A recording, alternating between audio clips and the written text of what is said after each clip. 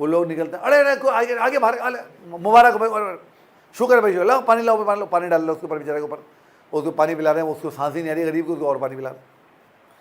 आओ ज़रा समझते हैं एक शख्स को जो कि गुल प्लाजा की आग में फंस गया। ये वो साहब हैं जो गुल प्लाजा की आग में फंस गए हैं। ये उनका ब्रेन है ऊपर, ये उनकी गर्दन है, गर्दन के नीचे ये उनका चेस्ट है, चेस्ट के अंदर ये उनके लंग्स जो हैं वो मौजूद है। ठीक है, अब ज़रा ध्यान से तुम लोगों ने बात समझनी है। ये इसके नीचे डायफ्राम है।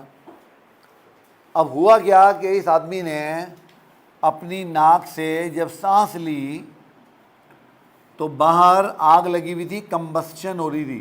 क्या हो रही थी? और तुम्हें पता है जहाँ भी कंबस्शन होती है वहाँ पर कार्बन डाइऑक्साइड प्रोड्यूस होती है। याद है ना तुम लोग? ये गुल प्लाजा को हम लोग समझते हैं कि वहाँ पे इतना नुकसान क्यों हुआ है। अब जब कंबस्शन होती है तो बाहर क्या होता है? कार्बन डाइऑक्साइड जनरेट होती है। तो अब जब ये आदमी इनहेल करेगा तो बेसिकली ये कार्बन डाइऑक्साइड को अपने लंग्स के अंदर इनहेल कर रहा होगा। जब ये कार्बन डाइऑक्साइड को अपने लंग्स के अंदर इनहेल कर रहा होगा तो क्या होगा? जैसे ही ये कार्बन डाइऑक्साइड को इनहेल करेगा तो कार्बन डाइऑक्साइड कहाँ जाएगी? लंग्स से सीधी हीमोग्लोबिन के पास, और हीमोग्लोबिन जब कार्बन डाइऑक्साइड से मिल जाती है तो क्या बना लेती है? कार्बामाइन हीमोग्लोबिन। अब जैसे ही ये लेवल कार्बन डाइऑक्साइड के बढ़ने लगेंगे ब्लड के अंदर, तो याद रखना हमारी जो नेक है, हमारी नेक में आर्टरी होती है ना जो ब्रेन को ब्लड सप्लाई देती है, उसका नाम है कैरोटिड आर्टरी। क्या नाम है? कैरोटिड आर्टरी यहाँ पर होती है, उसके पास एक रिसेप्टर होता है called carotid body. Carotid body फौरन डिटेक्ट करती है कार्बन डाइऑक्साइड के लेवल बढ़ रहे हैं, तो it detect increase CO2 level, और जैसे ही डिटेक्ट करती है कैरोटिड बॉडी फौरन मैसेज भेजती है ब्रेन को। क्या मैसेज भेजती है? CO2 के लेवल बढ़ रहे हैं, कुछ करें।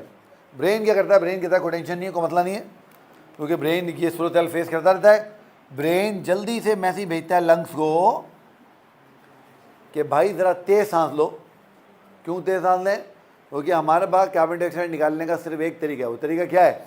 हम उस कार्बन डाइऑक्साइड को सांस में बाहर निकाल दें। अब होगा क्या? जैसे ही लंग्स को इतला मिलेगी कि ब्रीथिंग को तेज़ करो, तो लंग्स ब्रीथिंग तेज़ करने लगेंगे and you will feel rapid breathing, आपकी सांस तेज़ हो जाएगी। बट यहाँ बड़ा मसला है, क्योंकि जब तुम सांस तेज़ लोगे तो बाहर क्या मौजूद है? तुम और CO2 इनहेल करोगे। कहाँ पर? अपने लंग्स के अंदर। जब और CO2 लंग्स में जाएगी तो it will be combining with haemoglobin, तो उसके लेवल और ज़्यादा बढ़ जाएंगे। जब और ज़्यादा बढ़ेंगे तो कैरोटिड बॉडी और डिटेक्ट करेगी, और डिटेक्ट करके और मैसेज भेजेगी ब्रेन को, और जब वो और मैसेज भेजेगी ब्रेन को तो ब्रेन लंग्स को बोलेगा कि यार क्या कर रहे हो, कार्बन डाइऑक्साइड निकालनी है और तेज सांस लो। नतीजा क्या होगा? ब्रीथिंग और तेज हो जाएगी, और जब ब्रीथिंग और तेज हो जाएगी तो और कार्बन डाइऑक्साइड अंदर आएगी, और कार्बन डाइऑक्साइड अंदर आएगी, तो ये सिलसिला रिपीट होता रहेगा। इवेंचुअली इस बंदे की दम घुटने से मौत वाक़ई हो जाएगी। दम घुट गया ना? क्यों? वो कह रहा दम घुटने से, सही सवाल है, क्योंकि यहाँ पर कार्बन डाइऑक्साइड हीमोग्लोबिन से मिल रही है, ऑक्सीजन नहीं मिल रही। और जैसे जैसे कार्बन डाइऑक्साइड हीमोग्लोबिन से मिलती जाएगी, हीमोग्लोबिन से ऑक्सीजन हटती जाएगी। ऑक्सीजन को ट्रांसपोर्ट करने का तुम्हारे और मेरे पास हीमोग्लोबिन के अलावा कोई फार्मूला नहीं।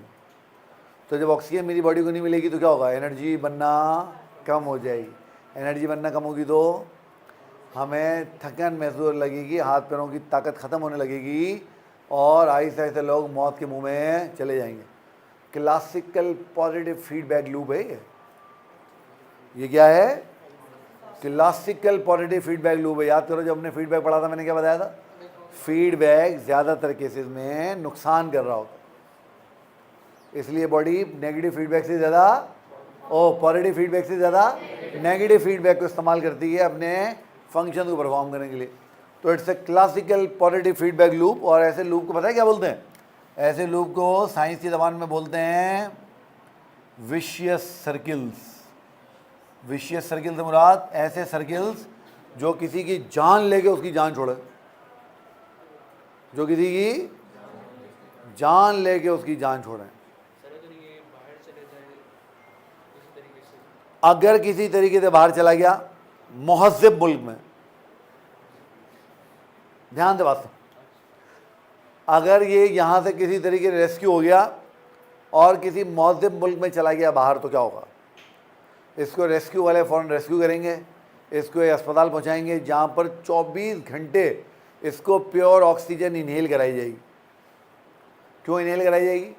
ताकि जितना कार्बन डाइऑक्साइड हीमोग्लोबिन से लगा आहिस्ता आहिस्ता सब हट जाए और बॉडी नॉर्मल हो जाए।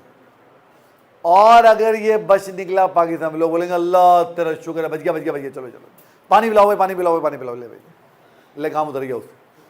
इसलिए जो भी आदमी किसी ऐसी जगह से रेस्क्यू होगा जहाँ पर आग लगी होगी, उसको 24 घंटे ऑक्सीजन इनहेल करवानी है।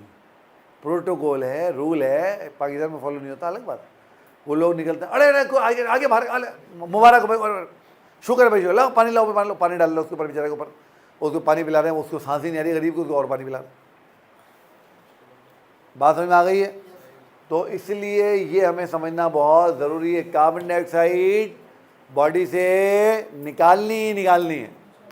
कार्बन डाइऑक्साइड बॉडी से नहीं निकली तो वही होगा जो बेचारे गुल प्लाजा वाले विक्टिम के साथ हुआ।